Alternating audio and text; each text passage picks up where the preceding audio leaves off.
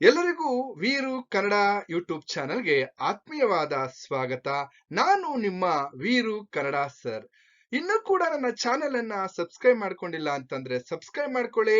ಹಾಗೆ ನನ್ನ ಚಾನೆಲ್ ಅನ್ನ ಲೈಕ್ ಮಾಡಿ. ಐಪ್ ಅನ್ನುವಂತ ಒಂದು ಸಿಂಬಲ್ ಕಾಣಿಸುತ್ತೆ, ಐಪ್ ಕೂಡ ಮಾಡ್ಬೋದು ನಮ್ಮ ಚಾನೆಲ್ ನ ಅಂತ ಹೇಳ್ತಾ, ಹಾಗೆ ಥ್ಯಾಂಕ್ಸ್ ಅಂತ ಹೇಳಿ ಸೂಪರ್ ಚಾಟ್ ಕೂಡ ಮಾಡ್ಬೋದು ಅಂತ ಹೇಳಿ, ಈಗ ನೇರವಾಗಿ 4ನೇ ಸೆಮಿಸ್ಟರ್ ಬಿಕಾಂ ವಿದ್ಯಾರ್ಥಿಗಳಿಗಾಗಿ ದುರ್ಗಸಿಂಹನ ಇಲ್ಲಿ ಕರ್ನಾಟಕ ಪಂಚತಂತ್ರ ಅನ್ನುವಂತಹ ಕೃತಿಯಿಂದ ಆಯ್ದಿರ್ತಕ್ಕಂತಹ ಅಥವಾ ಆಯ್ಕೆ ಮಾಡಿಕೊಂಡಿರ್ತಕ್ಕಂತಹ ಎರಡು ಗಿಳಿಗಳ ಕತೆ ಅನ್ನುವಂತಹ ಈ ಒಂದು ಕಥಾಭಾಗದ ಬಗ್ಗೆ ಇವತ್ತಿನ ತರಗತಿಯಲ್ಲಿ ನಾನು ಚರ್ಚೆಯನ್ನ ಮಾಡ್ತಾ ಇದ್ದೇನೆ. ಈಗ ನೇರವಾಗಿ 10 ಅಂಕದ ಪ್ರಶ್ನೆಯನ್ನ ಈ ಕಥಾಭಾಗದಿಂದ ಕೇಳ್ತಾರೆ ಅಂತ ಹೇಳ್ತಾ, ಆ ಪ್ರಶ್ನೆಯನ್ನ ಯಾವ ರೀತಿ ಕೇಳ್ತಾರೆ ಅಂತನೂ ಕೂಡ ನಾನು ಈ ತರಗತಿಯಲ್ಲಿ ತಿಳಿಸ್ತಾ ಹೋಗ್ತೇನೆ. ಹಾಗೆ ಅದಕ್ಕಿಂತ ಮುಂಚೆ ನಾವು 10 ಅಂಕದ ಪ್ರಶ್ನೆಗಳನ್ನ ಕೇಳಿದಾಗ ಯಾವ ರೀತಿ ಬರಿಬೇಕು ಅನ್ನೋದನ್ನ ಹೇಳ್ತಾ ನಾವು ನೇರವಾಗಿ ಒಂದ್ ರೀತಿಯಲ್ಲಿ ನೋಟ್ಸ್ ರೀತಿಯಲ್ಲಿ ತರಗತಿಯನ್ನ ಪ್ರಾರಂಭ ಮಾಡೋಣ. ನೋಡಿ, ಪ್ರಸ್ತುತ ಕಥೆಯನ್ನ ದುರ್ಗಸಿಂಹ ಬರೆದಿರುವ ಕರ್ನಾಟಕ ಪಂಚತಂತ್ರ ಕೃತಿಯ ಭೇದ ಪ್ರಕರಣ ಎಂಬ ಇಲ್ಲಿ ಭೇದ ಪ್ರಕರಣದ ಎರಡು ಗಿಳಿಗಳು ಎಂಬ ಕಥೆಯಿಂದ ಆರಿಸಲಾಗಿದೆ ಅನ್ನುವಂತಹ ವಿಚಾರವನ್ನ ನೀವು 10 ಅಂಕದ ಪ್ರಶ್ನೆ ಕೇಳಿ, 5 ಅಂಕದ ಪ್ರಶ್ನೆ ಕೇಳಿ ಇದನ್ನ ಬರೀಬೇಕು. ಆನಂತರ ಇನ್ನೂ ಸ್ವಲ್ಪ ವಿಚಾರ ನಮಗೆ ಬೇಕಾಗುತ್ತೆ ಸರ್ ಅಂದಾಗ, ಈ ಎರಡು ಗಿಳಿಗಳ ಕಥೆಯನ್ನ ಪಿಂಗಳಕನಿಗೆ ಇಲ್ಲಿ ದವನಕನು ಹೇಳುತ್ತಾನೆ ಅನ್ನುವಂತಹ ವಿಚಾರವನ್ನು ಕೂಡ ನೀವು ಬರಿತಾ ಹೋಗ್ಬೋದು. ಹಾಗೆ ಪಾತ್ರ ಪರಿಚಯವನ್ನು ನಾವು ಗಮನಿಸೋದಾದ್ರೆ, ಇಲ್ಲಿ ಜನೋದಯ ರಾಜಕುಮಾರ, ಅವನ ದಾಯಾದಿ, ಹಾಗೇನೆ ಶಬರ ರಾಜ ಅಂದ್ರೆ ಬೇಟೆಗಾರ ಅಂತಾನು ಕೂಡ ಕರಿತೀವಿ, ಹಾಗೇನೆ ಬೇಡರ ಗಿಳಿ ಅಂದ್ರೆ ಪಂಜರದ ಗಿಳಿ, ಹಾಗೆ ರಾಜಕೀರ ಗಿಳಿ ಅಂದ್ರೆ ಮುನಿಯ ಬಳಿ ಇರ್ತಕ್ಕಂತಹ ಗಿಳಿಯ ಹೆಸರು ರಾಜಕೀರ ಅಂತಕ್ಕಂಥದ್ದು, ಹಾಗೆ ಮುನೀಶ್ವರ ಅಥವಾ ಮುನಿ ಋಷಿ ಅಂತ. ಇಷ್ಟು ಪಾತ್ರಗಳನ್ನು ನಾವು ಈ ಒಂದು ಕಥಾಭಾಗದಲ್ಲಿ ಗಮನಿಸ್ತಾ ಹೋಗ್ಬೋದು. ಈಗ ನೇರವಾಗಿ ನಾವು ಕಥಾಭಾಗವನ್ನ ಪ್ರವೇಶ ಮಾಡೋದಾದ್ರೆ, ನೋಡಿ, ಶ್ರೀಮನ್ನಾರಾಯಣನಿಗೆ ಸಮಾನವೆಂಬಂತೆ ಸಾಕ್ಷಾತ್ ಶ್ರೀಮನ್ನಾರಾಯಣನೇ ಅನ್ನುವ ರೀತಿಯಲ್ಲಿ ಇಲ್ಲಿ ಜನೋದಯ ರಾಜಕುಮಾರನು ಇದ್ದಾನೆ ಅಂತಕ್ಕಂಥದ್ದು. ಯಾರಿಗೂ ಕೂಡ ಕೆಟ್ಟದ್ದನ್ನ ಬಯಸದಂತಹ ದೇವತಾ ಮನುಷ್ಯ ಯಾರಪ್ಪ ಅಂತಂದ್ರೆ ಇಲ್ಲಿ ಜನೋದಯ ರಾಜಕುಮಾರ. ಈ ಜನೋದಯ ರಾಜಕುಮಾರ ಏನ್ ಮಾಡ್ತಾ ಇದ್ದಾನೆ, ಒಮ್ಮೆ ಕಾಡಿಗೆ ಬೇಟೆಯಾಡಲು ಹೋಗುವಂತಹ ಸಂದರ್ಭದಲ್ಲಿ ಇದನ್ನ ಕಂಡಂತಹ ಅವನ ದಾಯಾದಿ ಇವನನ್ನ ಹಿಂಬಾಲಿಸ್ತಾನೆ. ಏಕೆಂದ್ರೆ ಜನೋದಯ ಇಲ್ಲಿ ರಾಜಕುಮಾರ ಕಾಡಿಗೆ ಬೇಟೆಗೆ ಹೋಗ್ಬೇಕಾದ್ರೆ ಆ ಬೇಟೆ ಹೋಗುವಂತಹ ಸಂದರ್ಭವನ್ನ ಗಮನಿಸಿರ್ತಕ್ಕಂತಹ, ಹೊಂಚು ಆಗ್ತಾ ಇರ್ತಕ್ಕಂಥ, ಇವನನ್ನ ಕೊಲ್ಬೇಕು ಅಂತ ಹೊಂಚು ಆಗ್ತಾ ಇರ್ತಕ್ಕಂತಹ ಅವನ ದಾಯಾದಿ ಅವನನ್ನ ಕೊಲ್ಬೇಕು ಅಂತ ಹೇಳಿ ಅವನನ್ನ ಹಿಂಬಾಲಿಸ್ತಾನೆ.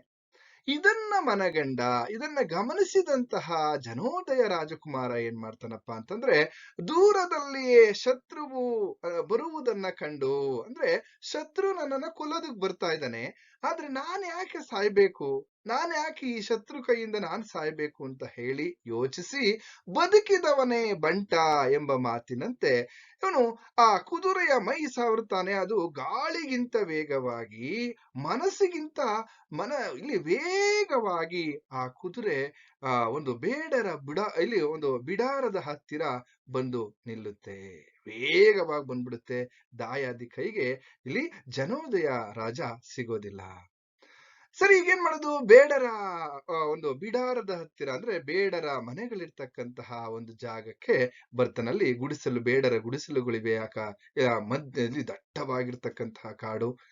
ಅಲ್ಲಿ ನೋಡ್ತಾನೆ, ಅಲ್ಲಿ ಆ ಪಂಜರದ ಗಿಳಿಯೊಂದು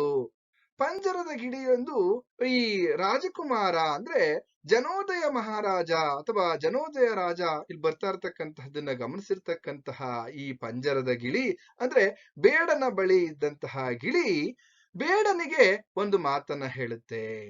ಕಿರಾತಾಧೀಶ ಅಂತ ಹೇಳಿ, ಎಲೆ ಶಬರ ರಾಜನೇ, ಯಾರೋ ಒಬ್ಬ ಮನುಷ್ಯ ಇಲ್ಲಿ ತುಂಬಾ ಗಾಬರಿಯಿಂದ ಬರ್ತಾ ಇದ್ದಾನೆ. ಅವನ್ ನೋಡಿದ್ರೆ ಅವನ ಮೈ ಮೇಲೆ ಬಗೆಯ ಚಿನ್ನದ ಆಭರಣಗಳನ್ನ ತೊಟ್ಕೊಂಡಿದ್ದಾನೆ. ಅವನು ಗಾಬರಿಯಿಂದ ಈ ಕಡೆ ಬರ್ತಾ ಇದ್ದಾನೆ.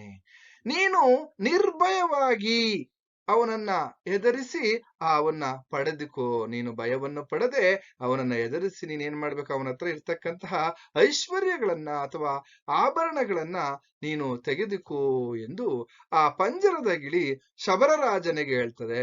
ಈ ಮಾತನ್ನ ಇಲ್ಲಿ ಜನೋದಯ ರಾಜಕುಮಾರ ಕೇಳಿಸ್ಕೊಳ್ತಾನೆ. ಓಹೋ, ಹಾಗಾದ್ರೆ ಈ ಜಾಗದಲ್ಲಿ ಇರ್ತಕ್ಕಂಥದ್ದು ಅಪಾಯ ಅಂತ ಹೇಳಿ ನೇರವಾಗಿ ಆ ಬೇಡರ ಬಿಡಾರದ ಹತ್ತಿರ ನಿಲ್ಲದಲೇನೆ ಮುಂದೆ ಕಾಡಿನೊಳಗಡೆ ಹೋಗ್ತಾನೆ. ಕಾಡಿನ ಮಧ್ಯದಲ್ಲಿ ಹೋಗಿ ಯಾವ ಕಡೆ ಹೋಗ್ಬೇಕು ಅನ್ನೋದೇ ಗೊತ್ತಾಗಲ್ಲ. ಕಾಡಿನ ಮಧ್ಯದಲ್ಲಿ ಹೋಗಿ ನಿಲ್ತಾನೆ. ನೋಡಿ, ನಿಮ್ಗೆ ಇಲ್ಲಿ ಎರಡು ರೀತಿಯ ಪ್ರಶ್ನೆಗಳನ್ನ ಕೇಳ್ತಾರೆ. ನೋಡಿ, ಒಂದು ಜನೋದಯನು ಅಥವಾ ಜನೋದಯ ರಾಜನು ಬೇಡರ ಬೀಡನ್ನ ಇಲ್ಲಿ ತಲುಪಿದ ಪ್ರಸಂಗ ಅಂತ ಕೇಳ್ಬೋದು. ಹಾಗೆ ಇನ್ನೊಂದು ಪ್ರಶ್ನೆ ಏನಪ್ಪಾ ಅಂದ್ರೆ, ಬಿಡಾರದಲ್ಲಿದ್ದಂತಹ ಪಂಜರದ ಗಿಳಿ ಇಲ್ಲಿ ಪಂಜರದ ಗಿಳಿಯ ದುರ್ನಡತೆಯನ್ನ ಕುರಿತು ಬರೆಯಿರಿ ಅಂತ ಎರಡು ರೀತಿಯಾದಂತಹ ಪ್ರಶ್ನೆಗಳನ್ನ ಇಲ್ಲಿ ಕೇಳ್ತಾರೆ ಅಂತಕ್ಕಂಥದ್ದನ್ನ ಹೇಳ್ತಾ, ಈಗ ನಮ್ಮ ಈ ಜನೋದಯ ರಾಜ ಏನ್ ಮಾಡಿದಾನೆ, ಮಧ್ಯ ಕಾಡಿನಲ್ಲಿ ಬಂದು ನಿಂತಿದ್ದಾನೆ. ನೋಡಿ, ಇಲ್ಲಿ ಇನ್ನೊಂದು ಪ್ರಶ್ನೆ ನಿಮ್ಗೆ ಕೇಳ್ತಾರೆ.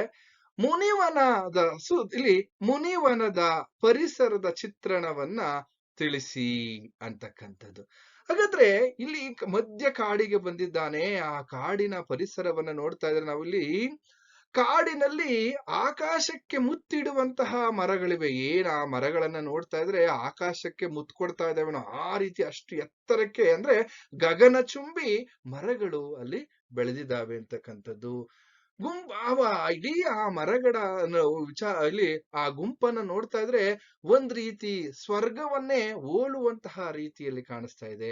ಹಾಗೆ ಮುಂದೆ ನೋಡ್ತಾನೆ, ಅಲ್ಲಿ ಯಾವುದೋ ಒಂದು ಹೊಗೆ ಬರ್ತಾ ಇರ್ತಕ್ಕಂಥದ್ದು. ಆ ಹೊಗೆಯನ್ನ ನೋಡಿ ಸ್ವರ್ಗಕ್ಕೆ ಸೋಪಾನವೆಂಬಂತೆ ಆ ಭಾಸವಾಗುತ್ತೆ ರಾಜನಿಗೆ. ಸರಿ, ಆ ಜನೋದಯ ರಾಜ ಏನ್ ಮಾಡ್ತಾನೆ, ಇನ್ನೇನ್ ಮಾಡೋದು, ಎಲ್ಲಿ ಹೋಗೋದು ಏನು ಅಂತ ಗೊತ್ತಾಗದೆ ಭಯಗೊಂಡು ತನ್ನ ಇಷ್ಟ ದೈವವನ್ನ ಸ್ಮರಣೆ ಮಾಡ್ತಾನೆ.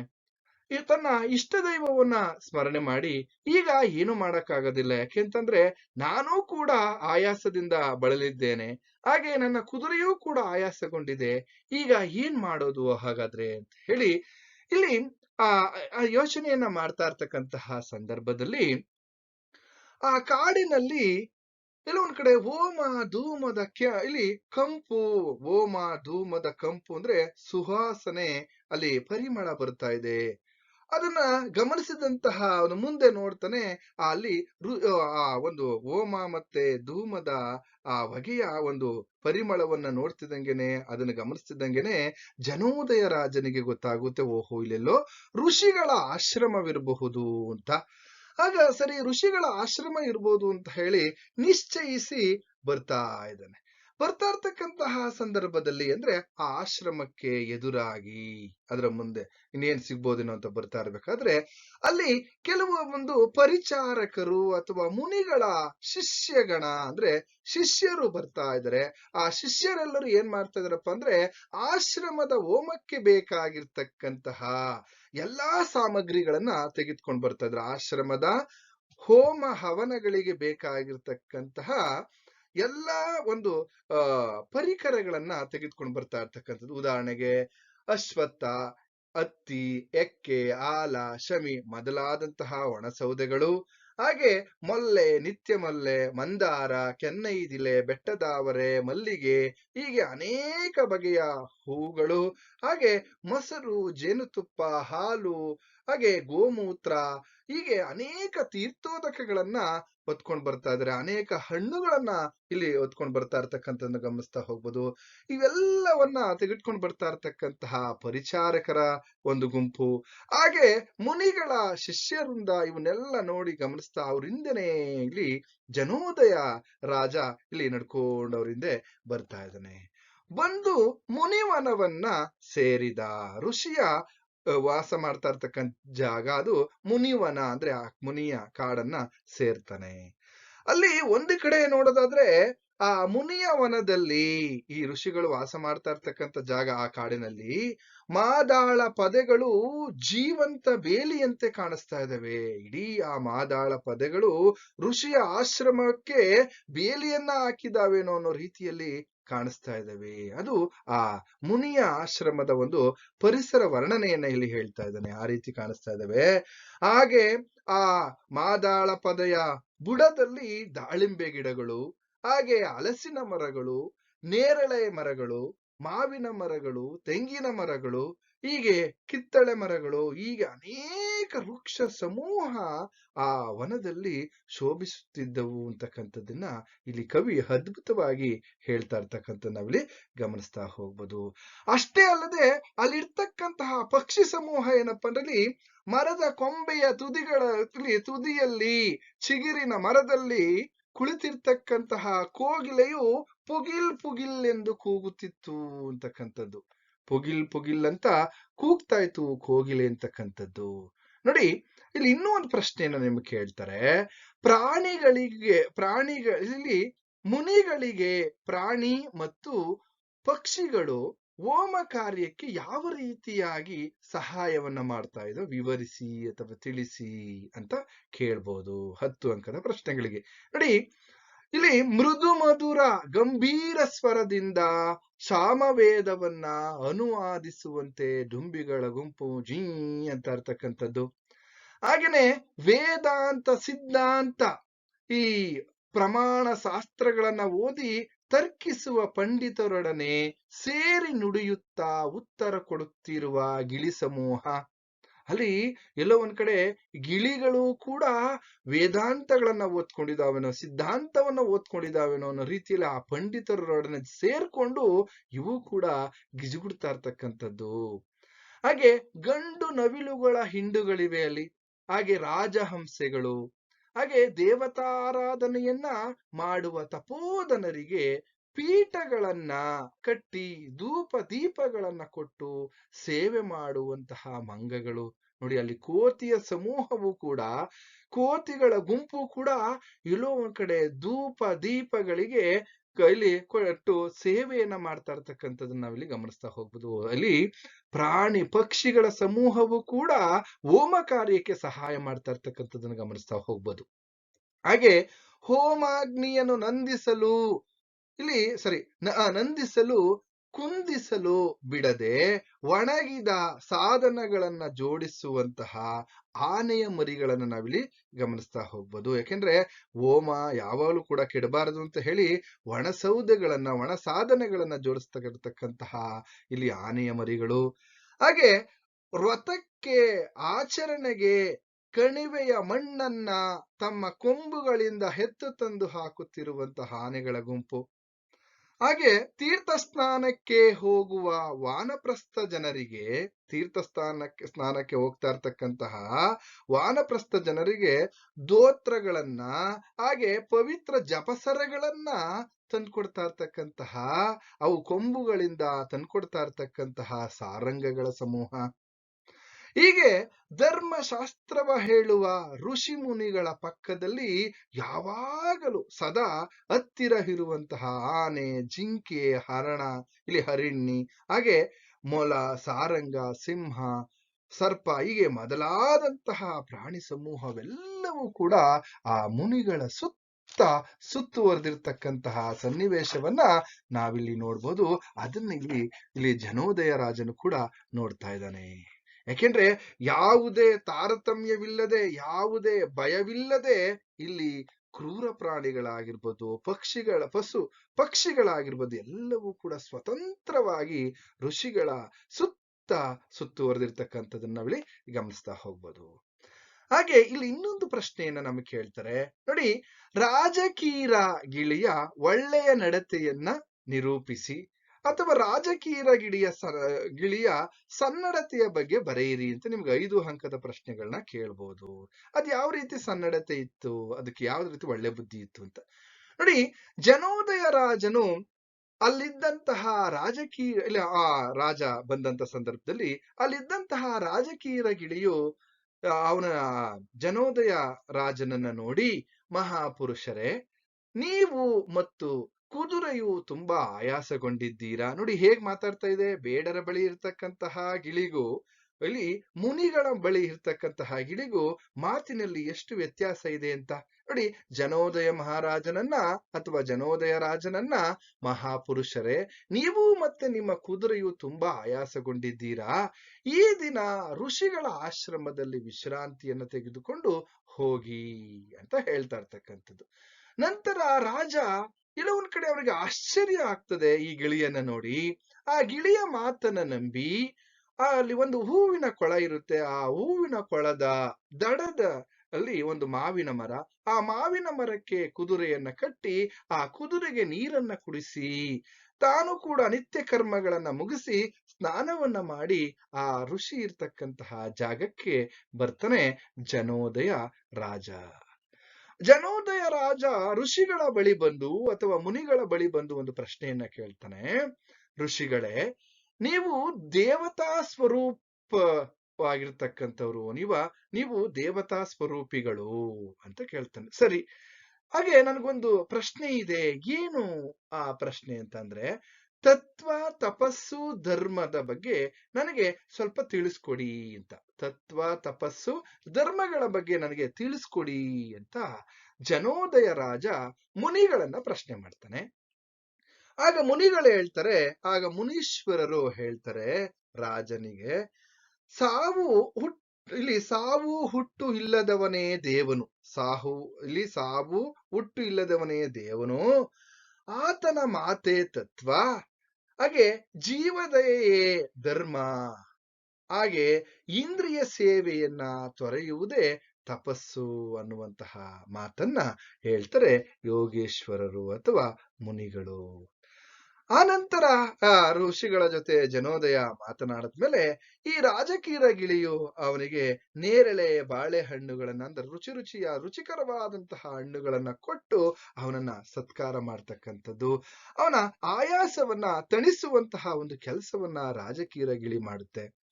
ಆನಂತರ ಜನೋದಯ ಮಹಾರಾಜ ಅಥವಾ ಜನೋದಯ ರಾಜ ಆ ಮುನಿಗಳ ಬಳಿ ಇದ್ದ ರಾಜಕೀರನನ್ನ ಪ್ರಶ್ನೆ ಮಾಡ್ತಾನೆ. ಆ ಗಿಳಿಯನ್ನ ಪ್ರಶ್ನೆ ಮಾಡ್ತಾನೆ ಜನೋದಯ ರಾಜ. ಏನು ನೋಡಪ್ಪ, ನಾನು ಬೇಡರ ಹಳ್ಳಿಯಿಂದ ಬೇಡರ ಬಿಡಾರದ ಹತ್ತಿರ ಬರ್ಬೇಕಾದ್ರೆ ನಿನ್ನ ಹಾಗೆ ಇರುವಂತಹ ಒಂದು ಗಿಳಿಯನ್ನ ನೋಡಿದೆ. ಆದರೆ ಆ ಗಿಳಿ ಒಂದ್ ರೀತಿಯಲ್ಲಿ ಭಯವನ್ನ ಹುಟ್ಟಿಸುವಂತ ರೀತಿಯಲ್ಲಿ ಮಾತನಾಡ್ತಾ ಇತ್ತು.